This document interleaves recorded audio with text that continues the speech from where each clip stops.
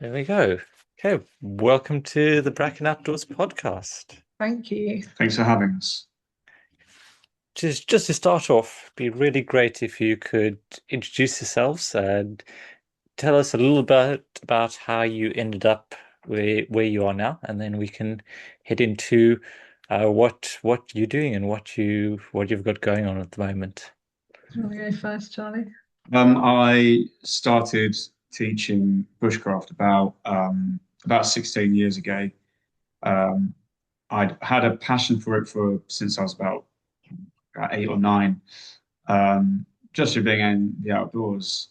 Uh, was then in the cadets, and I could then impart that passion with other young people, and then the different leadership schemes that they have. Started teaching what I knew in more of a structured, professional way. And then I joined the Air Force, where I started to teach bushcraft as like a secondary job. And I left the Air Force after just my minimum service. It just wasn't the path for me. Um, I traveled a bit. I worked for different organizations teaching bushcraft, and what I found was the mindfulness and the mental health aspect of bushcraft was just constantly in the foreground of everything that I was doing. Even when I was teaching pilots, I was telling people to slow down, to breathe, to take it all in, use your senses, and in order to be efficient and to not have any injuries or to identify things properly. So then I started to teach it in a more of a mindful sense, and that had that had a positive impact on our local community. And uh, yeah, there's lots of steps that I've missed where going into Ukraine and doing like some forest school things in Ukraine, and but just the whole journey was about making people feel better from being outdoors. I started learning psychology and getting a degree, and I'm working towards therapeutic qualifications. But still, I find that ultimately just being in the woods and being able to guide people through a woodland, even if we're not using any tools or any skills, just being there with people is enough. And that's when we started our organisation, which is Taller Than Trees, and our CIC, which is called Nature Run. So yeah, that's about 16 years consolidated, just the outdoorsy kind of stuff that I've been up to. So Yeah, mine's a bit more of an emotional path to where we got to, whereas you're very practical path. But yeah, originally my background's in graphic design. So all the branding and photography and everything on our website is from me. So we're a good mix in that sense that yeah, we've got lots of skills that we've put together. But yeah, so I did my primary teacher training in 2013. And I just knew that what a classroom environment just wasn't right for me. And kind of yeah, I've always loved working with children, and then from my design background, I've always done community projects, and community is always something that's a huge value of mine. And then yeah, so from that I was teaching, and then I had children, and then yeah, from that I've met Charlie, and I I decided through I helped him on a few of his community groups. We started our time to in the outdoors together by just doing some community groups together. And then I realized I wanted to take it further, and I'd always loved working in the outdoors anyway. So I did forest school training with the outdoors group. Um, and then yeah, from that we've joined forces, haven't we? And then it was July last year, really, we kind of fully launched Taller Than Trees. So it's still very much in its infancy, but I think we just work really well as a team. Yeah, just a lot of energy that we we have, isn't it? Passion, Passion. lots of passion. I mean, not to say not nurturing, but maybe I'm more of a nurturing side of things, and you're like the fun and energetic side, and it's a good balance, I think. Yeah, we have a good balance of Yeah, the different personality types and yeah. energy to bring to not just the session, but specific parts of the session. And I think you know when what you're doing is right, because it sounds cheesy, but it just doesn't feel like work, and just that kind of tiredness you get after a day outside working with kids. It's not like I'm shattered, I need to go to bed. It's like a really invigorating tiredness, if that makes sense. And yeah, it's just a good feeling. Um, to that kind of yeah, that was a very brief background, wasn't it? Yeah, well, I think we're going to get into it a bit more now. Yeah. No, that's absolutely. There's a lot of stuff there that I'd love to get into. Um, Yeah. but we'll start off with what are you doing at the moment? Sounds like you're doing bits and pieces with children. Are you working with adults as well? Yeah. What blend is it? Forest school, bushcraft, well-being, all of the Mm. above? There's We everything. started delivering. We started as a CIC, and we delivered free sessions Mm. without any grant funding, just to get us out there. That came with all kinds of problems. I think we could have a whole other podcast about really, but the we started with adults. I was already working for someone else, and the in that site I was working with someone else. So our site's 25 acres of mixed woodland in Cornwall, and when that person moved on, I stayed there with just two of the children that they had, the older children that they were running the sessions for. So we had a really, really small group. I think two is the smallest number you can have in a group. Really, one is an individual, uh, and free weekly sessions for the community, which had pros and cons. Sorry to interrupt, but it was those little initial siege, wasn't it? Yeah, Like yeah, yeah. doubling. Which has now grown into we've just put out two home education days a week. We have school groups. We have every week. We have forest school every week. We have the spoon making workshops, foraging, outdoor learning walks, things. We work with adults. So the spoon workshops and the foraging is for adults. A women's group. So it's grown from those really small initial tests to actually we sold out for our half-term children's groups, which was scenario-based bushcraft, which is amazing to have done that in a short space of time. So they're the kind of groups that we're running, but we've got other things planned. It's just testing what works, getting rid of what doesn't, and amplifying our creativity to just create new, fresh ideas that are going to get people outdoors, feeling better and learning. Yeah.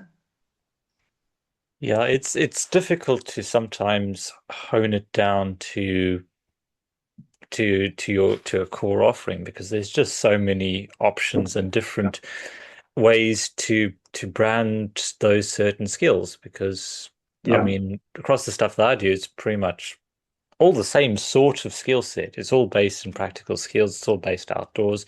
It's all Yeah. got elements of well-being and so on, but yeah, one of them's forest school because it's slightly more play-led. One of them's bushcraft because it's more practical and more based around outcomes, and other one's therapeutic because we actually go deep into therapeutic. Mm. So how do you what's your kind of core mission within that? What brings it all together?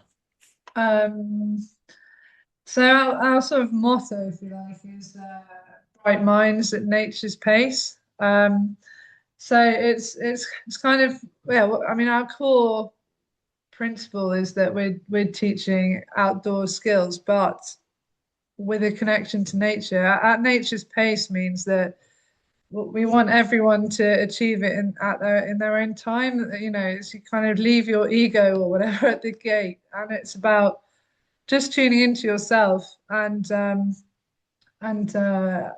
yeah, taking your time with learning, and it's not competitive, and it's kind of stripping back our sense of what education is, isn't it, in a way?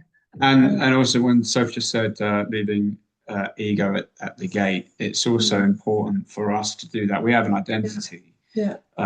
We look a certain way. We practice certain things. We don't do things that others do. We copy, perhaps, or have been influenced by what other groups do. Yeah. But when we're in that situation, when you're with someone learning, you have to leave your expectations at the gate. So we do learning disabled groups. So that's part of my background is working with people with learning disabilities. When you're working with someone whose method of learning is completely unique or difficult to comprehend if you can't understand them. We have people that can't talk. Yeah.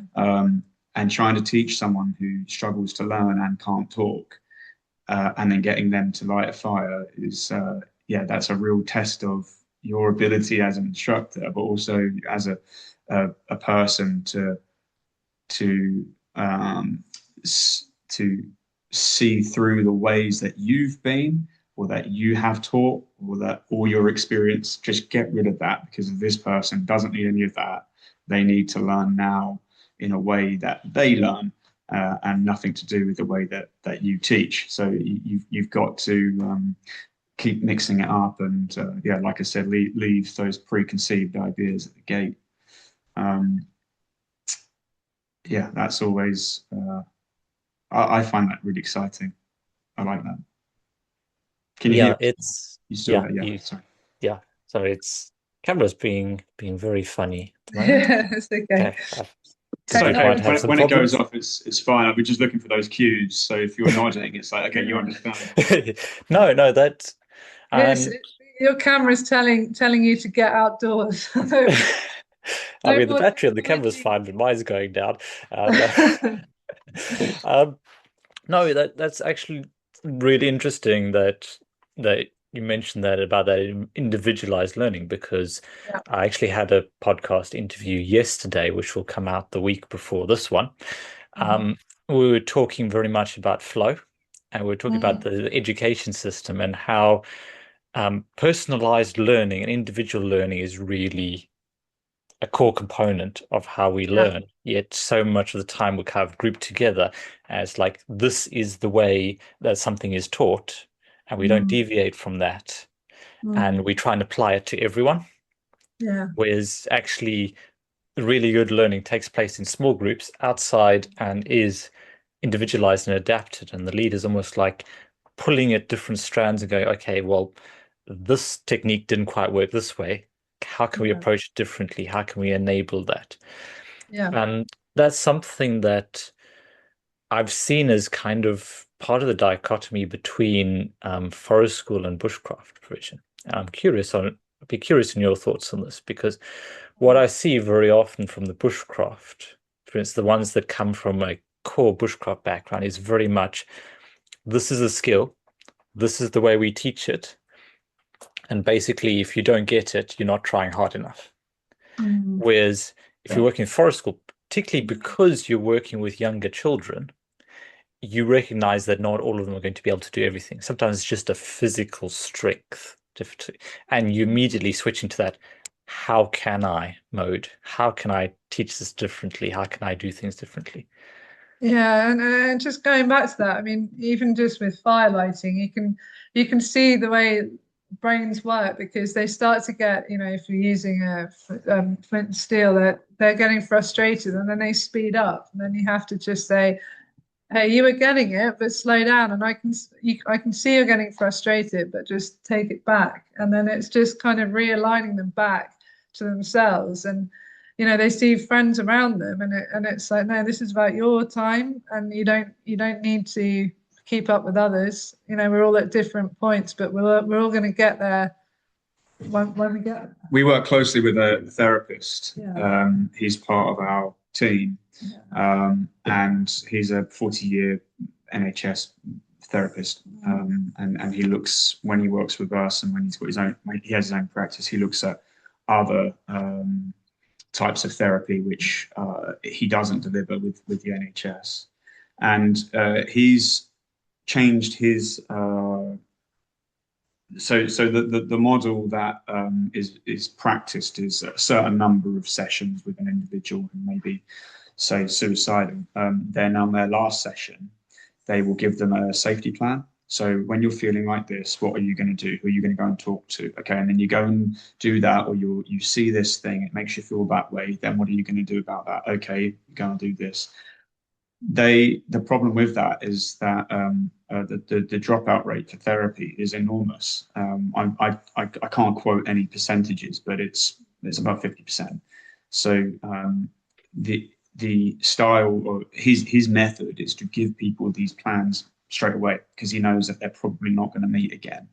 The same I have used that same idea with the resilience side of bushcraft, because when you're working with children, it's adults can quietly suffer before they tell you that they're getting really frustrated, and by that point they normally have cracked it. But children don't. Children will just, the amount of like flint and steels I've had to fish out the bushes because they just get launched because they get frustrated, depending on who you're working with.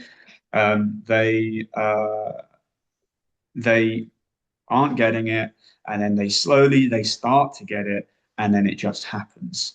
And they go, Yeah, you I definitely. was like, that was like 20 minutes. And I was like, yeah. And everyone else, some people did it in 2 strikes. Some people took 5 minutes. You took 20 minutes. Yeah. That's all right. Do it again.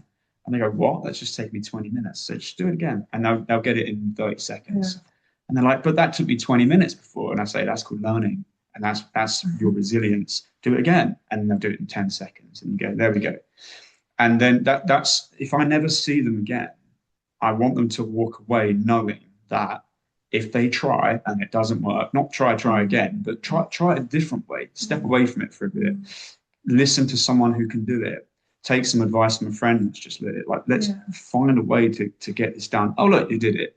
Now apply that to maths. Now let's do it for English. Yeah. Now let's do it and keeping your room tidy. Now let's, and when they can see that and they know, oh, actually, I thought I couldn't, and then I could.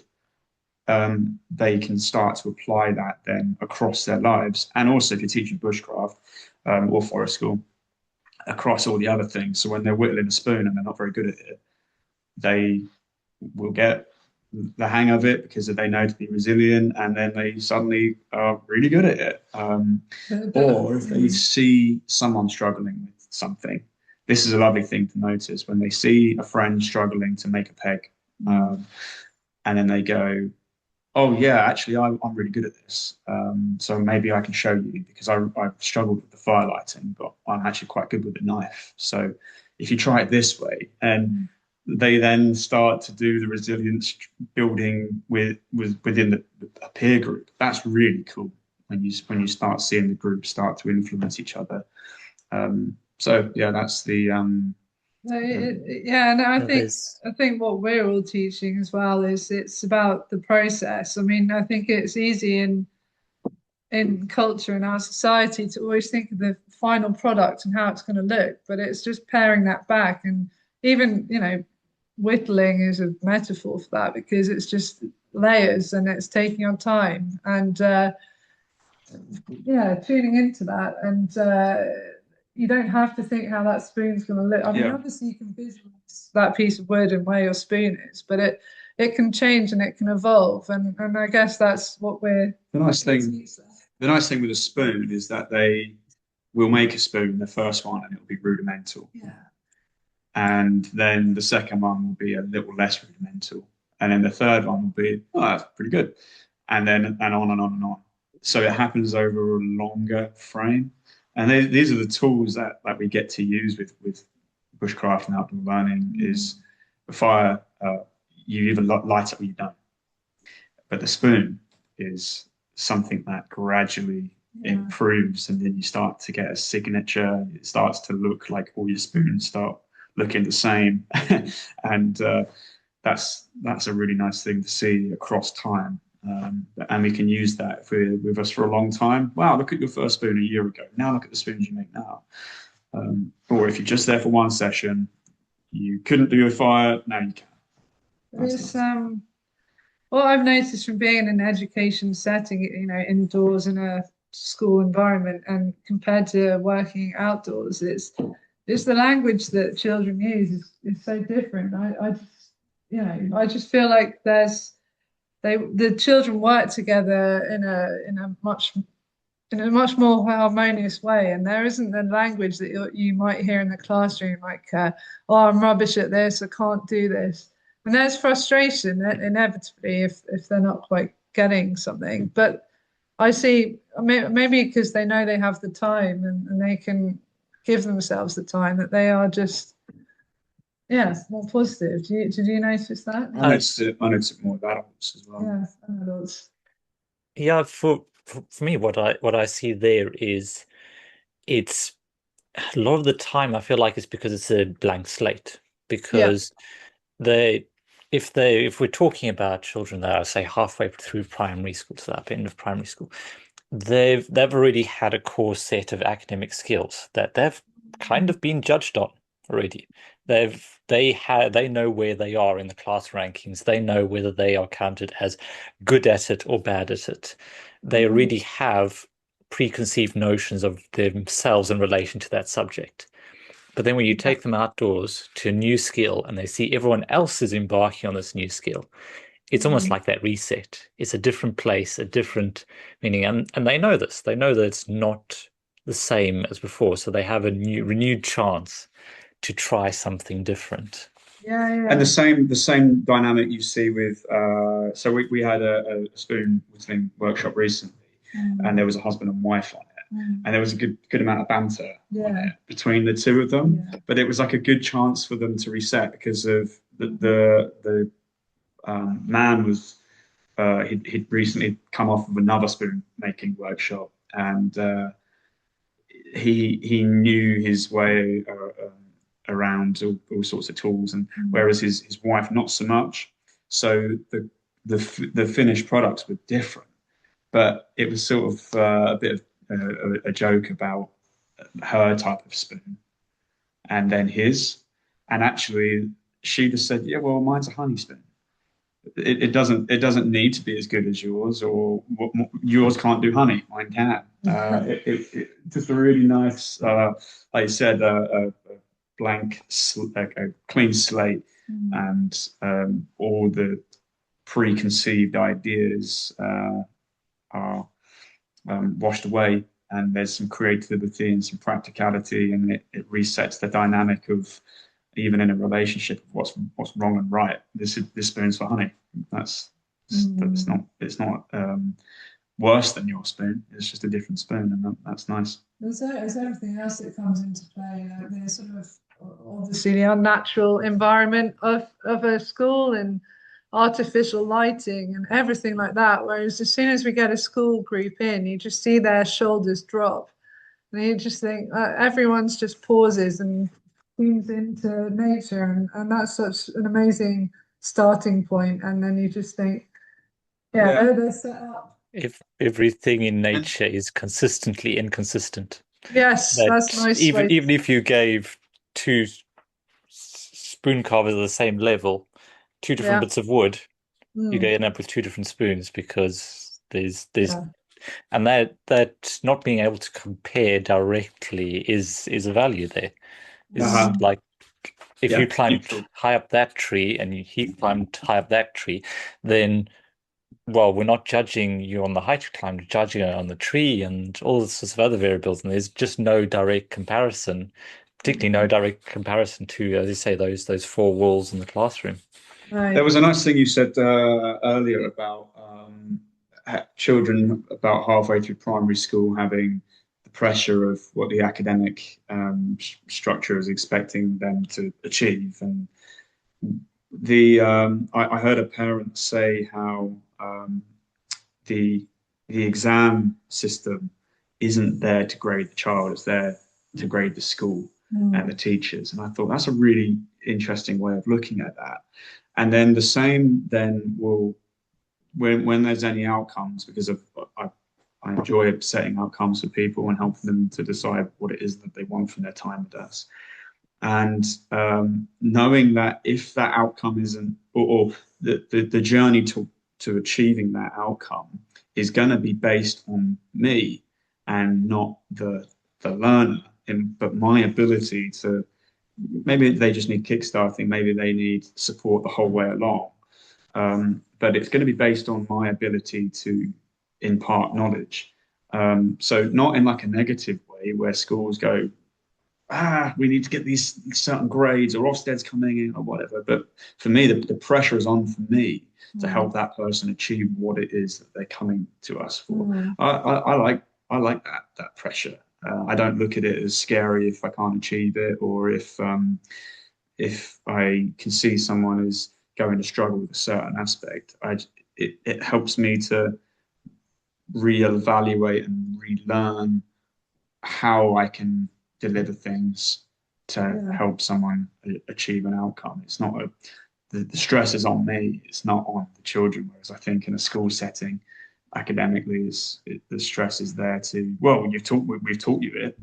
We've taught all 30 of you exactly the same way for the last year. What do you mean you can't get the same grade as this other Mm. person? Mm. Yeah, I think we might even be just barking up the wrong tree with a whole debate as to whether we should be looking at grading the child or grading the teacher. It's like they're not sitting in isolation of each other. I mean, what and I don't know what sort of grading system this would be, but we're really looking at evaluating the learning partnership between the two. Because of the Mm. synergy, because you can have a child that has all the will in the world to learn and a teacher that doesn't support that, Yeah. or the other way around, teacher wants to impart knowledge, but if the child doesn't want to learn, it's not going to happen either. It's Yeah, and you that can understand partnership within the two. and It when is you look at absolutely. a classroom, and there's 30 in there. If someone gets it straight away, they need to be occupied in that space. Whereas in the outdoors, if we're doing firelighting, we've got 30, um, and someone's going to get it two strikes. There'll be someone else that's going to take 15 minutes. They've got all of that space and they know the areas where they can break off into, or they can ask for another piece of cotton wool, or they go, "Have you got anything a bit harder?" Like, "Yep, there's some fat wood or silver birch or whatever." They've Mm. got that ability. Whereas in a classroom, it's always so confined. They can't just get up and "Right, I've done my maths now. I'm just going to wander around and see if I can solve any more maths." It's oh great, you've achieved that. Anyone else struggling? Okay, well maybe we can come back to it another time, but we've got to move on. Yeah, It's there's a bit of a discussion about self-agency in there. Mm. Um, yeah. because I mean this was something that I saw as school systems always like, and quite often it's, are you really thinking about what you're incentivizing with the things that you're doing? Because most often if a child finishes the work that they're allocated, what do they get? The follow-up worksheet, the extension worksheet, the next Yeah. bit of work. Yeah. There's You're incentivizing not completing the work. Mm. And I think that's where the outdoors there's that choice. There's a choice, as you say, whether to extend it, to Mhm. go deeper, to carry on going, or just go, you know what? Actually, I'm happy with my progress today. I'm happy Yeah. that I lit that fire. Yeah. I'm just gonna go and hang out in a tree now. Yeah, Yeah. Yeah. or look at the fire, or see if I can Yeah. identify that bird. Yeah, it's something Which really. actually has inspired my own practice in some ways. I think, in the early days, I could definitely over prepare and think, oh, we're going to get three activities done in my session, and then actually it's just about you know, you can have all these plans, but when you're with your group and you're just bouncing off each other and you can feel that what everyone's up for and just strip it back and just think, actually, no, we're going to go on a walk. I'm going to chuck that plan. I'll use it another day, or I can take bits from it. And it's just nice to be adaptable and just work with your group. Yeah, so it's like you say, it's just nice to be able to think we don't have to over prepare. We can just see what the Yeah, time brings. yeah. Let the woods do its Yeah, thing. yeah, Because that's exactly what almost what I was going to say was that the books I've been reading lately on nature-based therapy has been, yeah. well, okay, we consider the woods as the third person Oh, within it in the is. therapeutic relationship, and Yeah, Yeah, really that's what we're talking about is it's us, the learner, and then we've got nature and the woodland, and they're kind of acting as that third helper that's yeah, moving learning forward. yeah, exactly. Yeah, so I run a women's group, wood women in the woods every Monday. It's quite new. We're now like second session, is third. But we kind of start by just having a walk and just sitting under the trees and then it's just a silent practice. But then when we all come together, you know, sometimes there are emotions that come out, and it feels you just let the woods be your medicine, really, you know, and they can share, they don't have to, but it's just nice that people have that reflective time because often the feedback is, I actually never have time just to be on my own. And you think, you know, we've all got the same hours in the day, but we just fill it, don't we? And it's just nice to be a host and be a holding space for people sometimes and just let them, yeah, connect with themselves. It's really important. yeah. Mm. So yeah, the well-being side, like you say, is just as important as the learning. Yeah. Well, I'd say not just as important. I think it's a prerequisite and one that we Mm. really don't talk enough about. I mean, No. it's been established theory for well over 40, 50 years now that unless you meet those, Maslow's hierarchy of needs, unless you meet those more basic needs of feeling safe and protected and feeling okay with yourself, you're not going to hit the targets that you're aiming for. Yeah. Yeah. Yeah. Exactly. Yeah. Yeah, Sophie likes it when I walk into the woods and if I'm introducing a new customer or a Mm. new group that want to start with us or something, I'll say the best therapist that we have in here is I just be quiet and you just hear the birds and the wind Yeah. and we just stay quiet for 5 seconds, which for people that aren't used Mm. to it can feel like a long time. Um, and they start to get it. They start to understand. Yeah. It's interesting. I think sometimes people are looking for permission almost just to be. And at the start of I don't know, at the end of my group, one of the women said to me, "Oh, we need a guide, we need a host." And you just think, yeah, it's nice to just be able to be that person. I mean, we do woodworking as well within the group, and that's amazing to see. Yeah, there's just this lovely sense of achievement that everyone has on a Monday, just from a few hours in the woods and what it brings to people. So powerful. Yeah, Yeah, digress. a lot of the time, yeah, as you say, it's permission, giving Yeah, people permission, and we that's the two things that a lot of people, particularly adults, struggle with is finding that space and time and permission just not to be doing something, to yeah, be. I mean, it's cliche, but it's true that we are human beings, not human doings. yeah, yeah, And the other thing is actually being okay with being alone with your thoughts for more than 5 seconds. yeah. I was going to ask a question for you as a outdoor practitioner. I mean, how do you find the balance?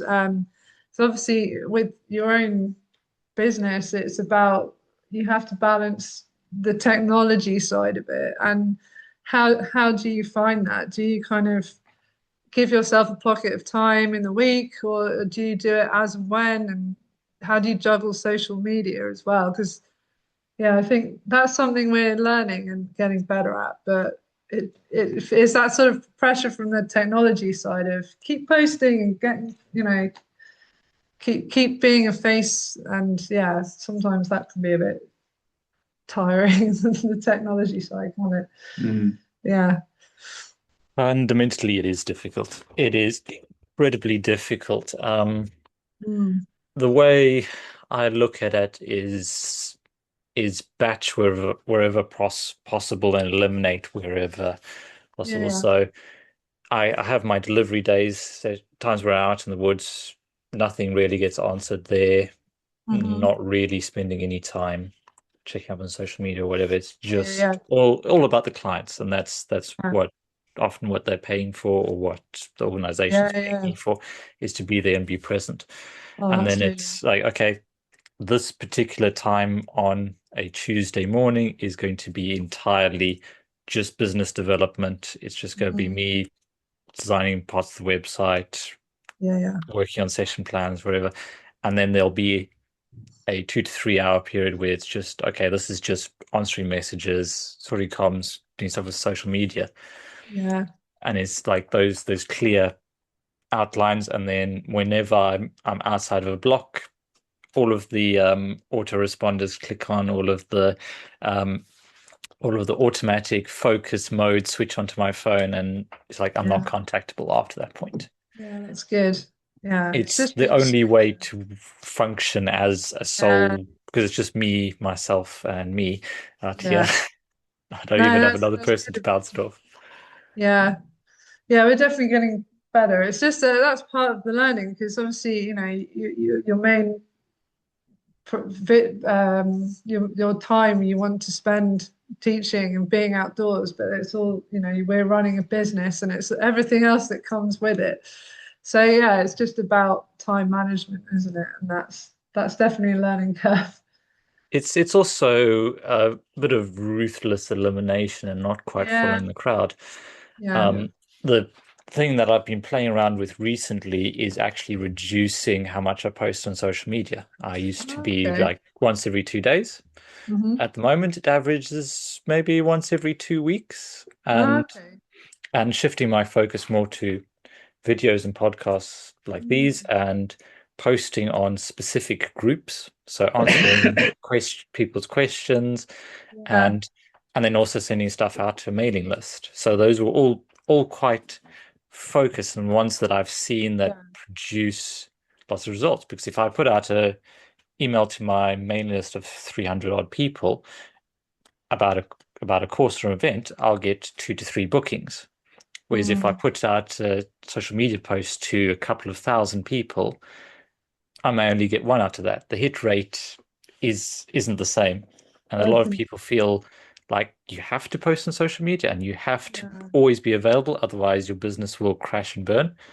I Mm, think it's just about setting expectations and being yeah. intentional about what you pick to do when.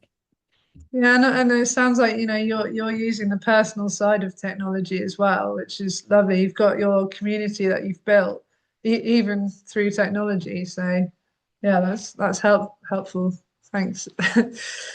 Yeah, But I will be honest, it is a struggle to balance everything. So the one thing that I know that I'm not doing very well at all is finding those times for myself, that time to be away from things, the time to stop, and the yeah, time just to be, because that's when the best ideas come. When you build strategy and when you can work on yeah, the long term, the stuff that's way out there, you yeah, kind of go, okay, what is my 10-year plan? yeah, Where do I want to go in 10 years? yeah. That's not something that happens when you're in the office buried under paperwork. No, I know It's it's it's true. once you spend that time outside and your brain's actually freed up. Yeah, I used to be so much better at this. I used to kind of get out at least once a month, just long walk, just entire yeah, day, just me, no phone, nothing. And it's hard. It's hard when life starts and family and everything gets involved. Yeah, but again, like inspiration strikes at different times, and even if you went on an intentional walk for an hour, you might it might just be a nice walk, and then you think, oh, I don't really have any ideas that time. But then you might have, I don't know, you might have a bath that evening. Suddenly your brain is really busy. Um, yeah, it's interesting. But when do your best ideas come, would you say? Well, that's a good question. I don't know, but I definitely have a brutal cut-off point, and I Yeah, will you've got say you tell I me. will just say like it's quite rude, and I'll just be like, stop. Like I need you to know Yeah. you can't talk to me about this right now. I don't I'm not available, and it's a really firm boundary. Um, But it's I feel like I have to do that for maybe for both of us. mm. I just have to say it is. We have an 8 o'clock rule. I don't think we've ever stuck to it, I don't think we have. but yeah, no talking about work after 8 in the Yeah. evening. But you know, if the odd thing comes in, like, oh, we need to make sure we bring that along tomorrow, or wouldn't it be a good idea if we did such and such? Um, that's okay, but it's just the panicking. What if this person doesn't book on, and what if it's a weather warning because we've had loads of those recently, Yeah, Cornwall was just and it just has to storms. be like, stop talking. Yeah. I don't have the capacity to do this. If I'm going to have a good night's sleep and be able to do it all again tomorrow, I have to have compartments of thinking, and I think I work in compartments anyway of where I put things and how I teach, and Mm. yeah, I like a lot of structure. It's But we helps also me. Yeah. have to remind ourselves that it's our first year of trading of our business. So everything is a learning curve, but definitely, yeah, being stricter with timings in the evenings. Like just valuing time as well. Yeah. But Well, I'm 6 years in and still learning and processing. My big thing at the yeah. moment is energy management. It's mostly Yeah. because I'm doing more therapeutic sessions than I used to, Oh, and cool. managing your own energy and Yeah, emotional health and everything outside of that is absolutely critical. That's true. Yeah, Charlie's always saying that to me actually. Like, make sure you have a good lunch because you can't do your best teaching on an empty stomach. Not that I ever do, but not go too hungry. But yeah, looking after yourself. looking after yourself. Yeah, you can't look after others if you're not looking after yourself.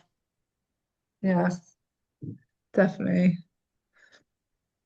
Yeah, it's it's like I say, it's a process. It's a process. Mm, I'm still having used to, and just because I switch off the emails and stuff doesn't mean I stop thinking about it, and that's yeah, important to manage as well. And I think starting out, you're often training the customers as much as you are setting yes, Yeah, boundaries. It's there have been people that have gotten very upset with me because I haven't replied to them at 11 o'clock at night. It's like, yeah, no, there's no world in which that is reasonable. Even a massive conglomerate, they will not answer the phone after 6 o'clock. It's not reasonable. But then eventually over time, you get the people that truly do want to work with you and the best customers. And you know what? Be okay with firing a customer. Go, actually, you know what? Your expectations are clearly not something I can deliver. yeah. There's the door, there's a competitor or somewhere else where you can go, but I don't think we can work together. that's a good point. Yeah, I think as well because we're in as Charlie said, we're in 25 acres of private woodland, and then not many occasions, but there's been a few where people have said, "Oh, your location's not on your website," and we have to say, "Well, it's that partly we want to keep this private, and you know, for safeguarding reasons and everything else, we don't just want people coming through." But also, you sent me that post about keeping places sacred, didn't you? Hmm. Um, Yeah, because it's a tricky thing to kind of balance, isn't it? We have a really sensitive woodland with the heritage of the Yeah, trees,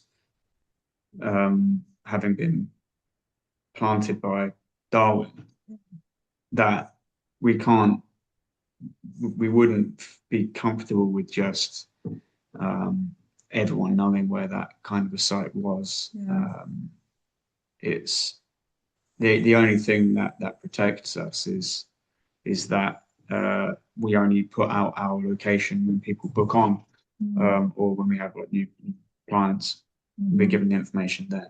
But yeah, that information isn't public. And it's actually we've had a few people that don't understand that. We've had someone say that we're the town that we're in is called Myla. We're Myla's best kept secret, and it's like that's pretty good. yeah, yeah, So it kind of does work to our advantage as well. And it's not an absolute uh, it doesn't stop any business at all. no, It it drives up the curiosity, if anything. yeah, And we noticed someone was asking on social media whereabouts are we? And then someone else that we had no idea who they are commented and said, "Oh, they're up by blah blah blah." So that was nice to see that the community had noticed who we are, where we yeah, are, even though we didn't know who this person was. yeah. So yeah, it's nice. But But even though, oh, sorry, after you. in the end, I don't think anyone needs to know the grid reference to decide whether they want to go on a session or not. Yeah, I mean, it's true. Yeah, roughly, I mean, I was able to find your location reasonably within enough space to go, okay, yeah, that would maybe be a bit too long a drive for me. yeah, yeah, yeah. Yeah, Yeah. our location, the website, it's only about a quarter of a mile from where the actual gate is to the woods. So Yeah. yeah, but yeah, some people like to know all the details.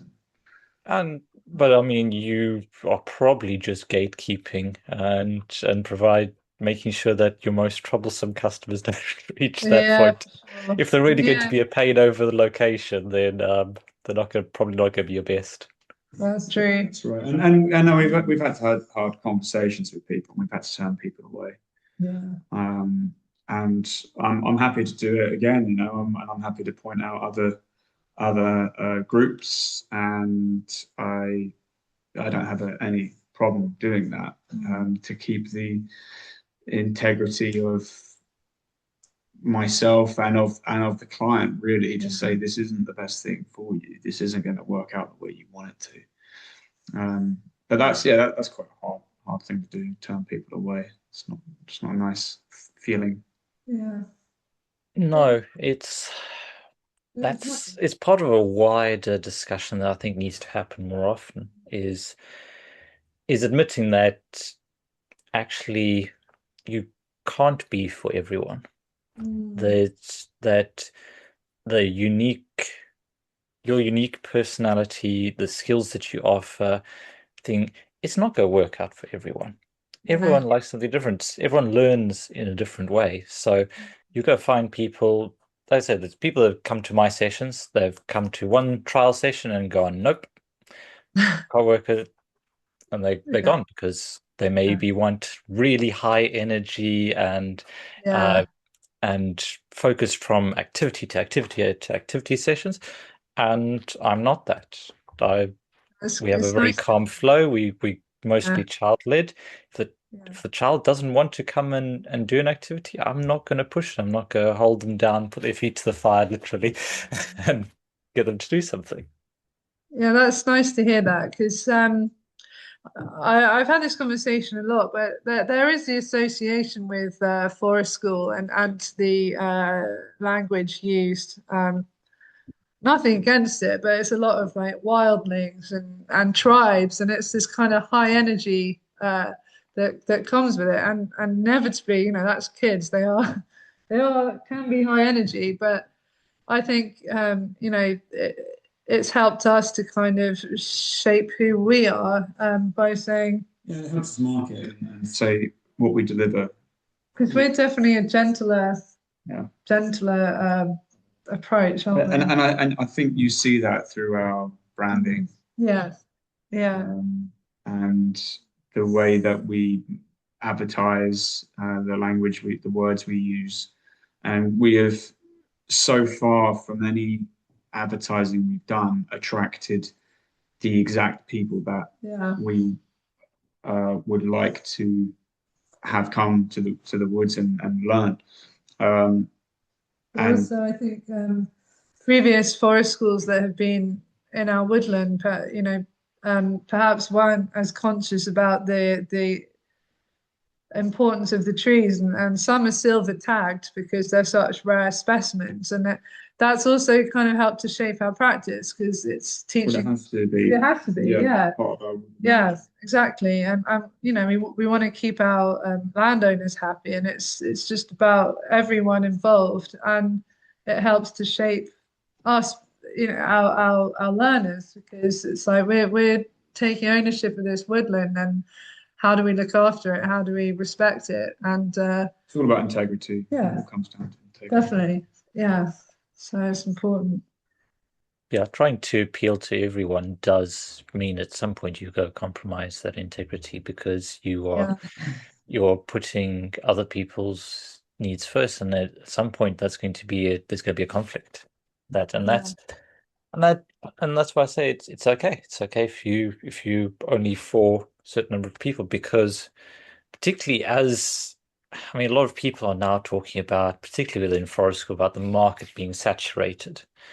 And mm, in some ways they're right, in other ways they're not. And they may be saturated in terms of if I go on 15 different forest school websites, they will all sound exactly the same.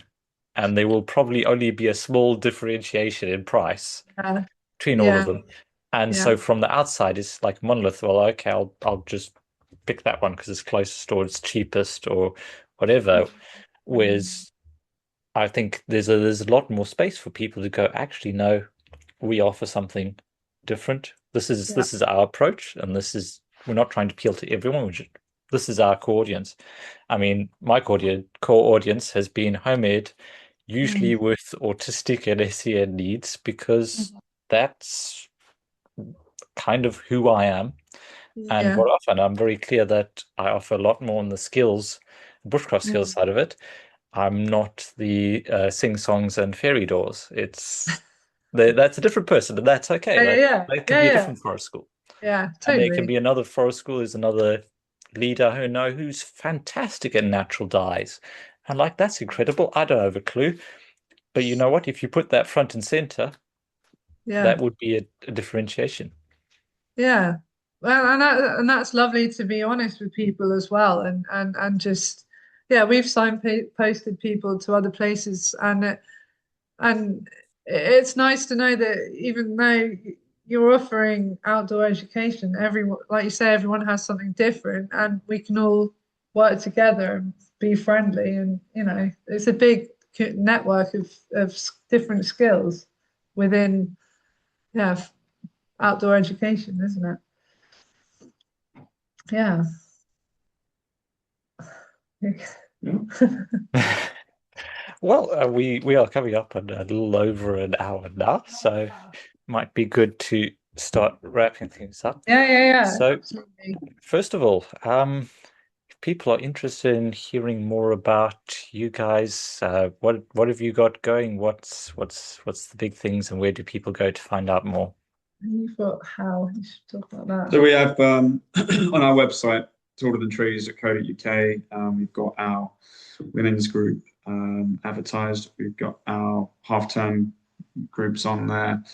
Easter holiday. The Easter holiday group. We're doing overnight survival scenarios, so it'll be scenario-based learning. So the firelighting won't just be flint and steel; it'll be about using batteries and things like that, and uniting those kind of survival skills, more like urban bushcraft and survival, with real world situations where certain individuals or groups of people have survived because they did these things to light a fire. they did this thing to get water. They built a shelter out of this thing that they had, and so that's something I'm looking forward to. I'm starting to deliver. We're starting a men's group soon. We do one-to-one work school groups, and as the summer approaches, we'll be doing overnight groups for children as well.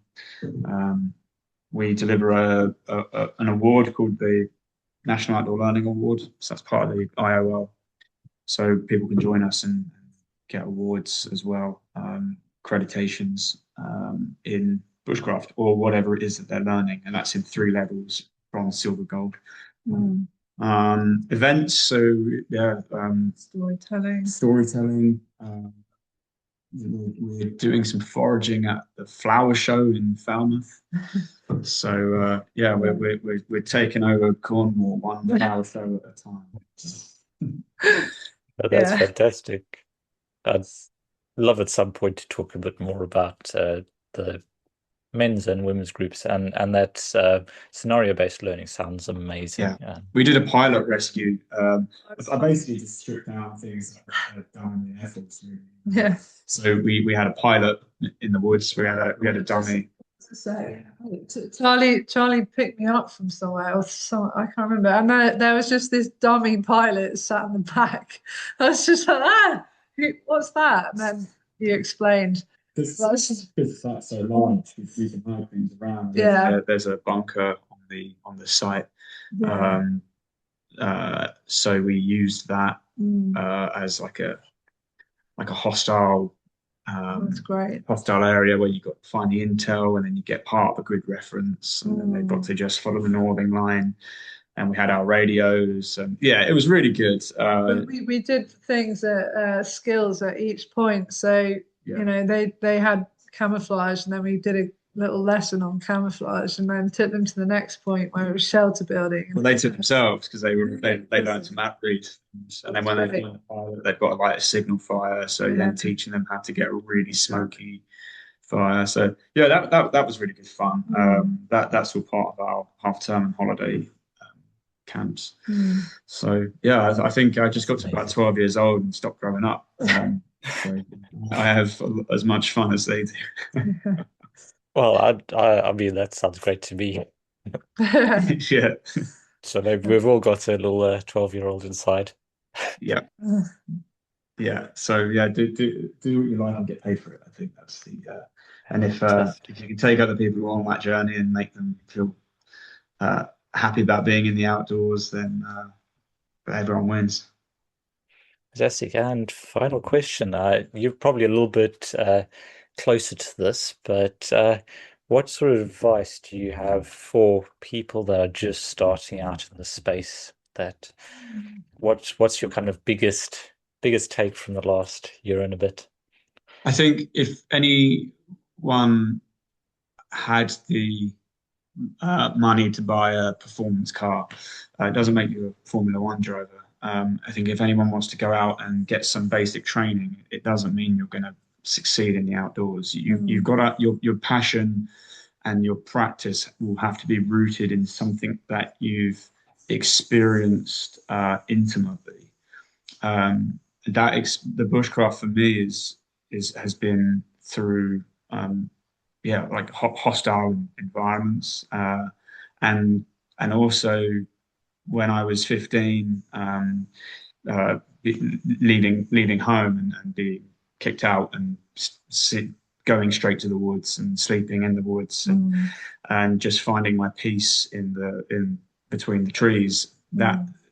That's ingrained in me. That's something that is part of my nature. So I have a good understanding of how the woods can heal. That's really intimate for me, and I can now deliver that because of the other things I've bolted into my life about managing people, about managing emotions and stress, and of course the military structure and stuff like that. So I have become the F1 driver through years of finding out who it is I am, putting that into a recipe and delivering it, and people like it. like your friend who can do the dye. She might not be able to take people out and camp overnight places, but if we need someone who's going to lead a young person or an adult to learn about natural dyes, well, that's the person to go to. So find your the thing that is most intimate to you about being in the outdoors and make that your practice. Don't just make a basic bushcraft course or forest school leader course the essence of your training. Bring your personality to it. That's what I'd say. Yeah. Yeah. And then we won't be awash with all the same forest schools and outdoor sites. We'll have, go to Charlie because he's like this. Go to Sophie because you need that. Go to Bracken because you need this other thing. Instead of, oh well, I'll just pick this forest school because it's closer. Yeah, my advice also is to ask for what you need. Like we basically built most of our site through beg steel, not the stealing part, but beg, steal, and borrow. And we went to sailmakers and we asked for sails and we got them, and we made our first camp. And then we sort of we spent a lot of time sitting in the space and visualizing it and really trying to imagine what it looked like on a very small budget. And things came to us, and crazily, we got a military, we got a camp, what's it called? Parachute, sorry, my brain, a parachute, yeah, pretty cheaply. And it was just things that started to appear and people that came into our orbit when we asked for them. And it's just, trusting the process. And not being too precious about it either. Like our camps evolved because of the children and the people who are in it. Everything's been shaped around them, and it's grown and it evolves. And keep evolving your practice, keep evolving your space, and yeah, just keep going. Or you got Thoreau written down. Oh, yes. So we're called Tall in the Trees because of the Thoreau. It's a hybridization between a Henry David Thoreau quote and Tolkien as well. But I'm going to tear this quote apart. But the quote goes something like, if you endeavor to live the life that you wish, things unimaginable in ordinary hours will become manifest. It's not that at all, but that is basically the quote. And that's exactly what's happened. I left my full-time job for this. I've sold all my toys for this. It's like we've absolutely thrown ourselves, our reputations, our money, our time, our passion into this. And it doesn't matter, and it feels great because, well, one, because it works and people enjoy it, but this is the beat of our drum and we are following it. So it has to feel like that. If it doesn't feel like that, I had a conversation with a friend who was umming and ahhing about this business idea he had. And I just said to him, if you're feeling like that now, you're not going to feel great when you've got no money left and you still haven't made a business work yet. So if you're questioning it now, it's not going to work. You have to feel it. It's got to be right from the beginning. You've got to know it without having the proof in front of you. You have to have faith. Yeah, definitely. So yeah, there's the long answer to the short question. That is incredible answer. Both of them. Thank you so much. That went deep. That went deep. But just to finalize, our name comes from the Thoreau quote, which is, I went for a walk in the woods and I came out taller than the trees. And that's kind of what we're about, It's just come in and leave feeling good. Feeling taller than the trees. Yeah, taller than the trees. That's it. Fantastic. Yeah, maybe come down to Cornwall sometime and we can host you now for real in our site. Yeah, we'll do a second podcast on site. Yeah, that'd be nice. The ones in person are always so much better. Yeah, around the fire. That'd be great. Yeah, come down. Sounds like a plan. Yeah. Thank you so much. Thank you so much, both of Thanks for you. chatting. Yeah, take care.